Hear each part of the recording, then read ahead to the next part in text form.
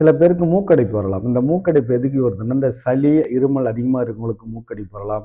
சில டஸ்ட்டான ஏரியால இருக்கிறவங்களுக்கு மூக்கடைப்பு வரலாம். ஏதோ பூச்சி கீச்சி கடிச்சிருந்தா, இல்ல ஏதோ ஒரு பர்ஃப்யூம், ஏதோ ஒரு பூவ நம்ம ஸ்மெல் பண்ணியிருந்தா நமக்கு மூக்கடைப்பு வரலாம். சில உணவுகள் நமக்கு ஒத்துக்காம இருக்கலாம். ஒவ்வாமையால் நமக்கு வரலாம்.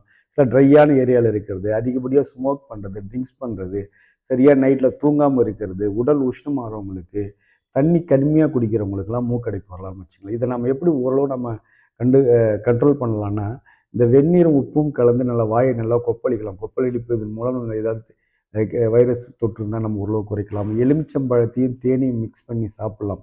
இதனால் நமக்கு எதிர்ப்பு சக்தி இம்ப்ரூவ்மெண்ட் ஆகும். அதுவும் இல்லாமல் இந்த தேன், இந்த துளசியும் இஞ்சியும் மிக்ஸ் பண்ணி ஒரு கஷாயம் போல் வச்சு குடிக்கலாம். குடிக்கிறதால நம்ம சளியோட தன்மை நமக்கு குறையும். நம்ம வந்து நிறைய தண்ணி குடிக்கணும். மூக்கு நல்லா மசாஜ் பண்ணி கொடுக்கணும். எடுத்துக்கணும். காய்கறி அதிகமாக எடுத்துக்கணும்.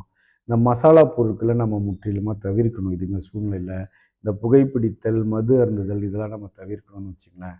இந்த டஸ்டான இடத்துல இருக்கிறது, இந்த ட்ரையான இடத்துல இருந்து நம்ம வெளியே வரலாம். வெளியே வர்றதன் மூலம் இந்த மூக்கடைப்பை நாம் தவிர்க்கலாம். நன்றி.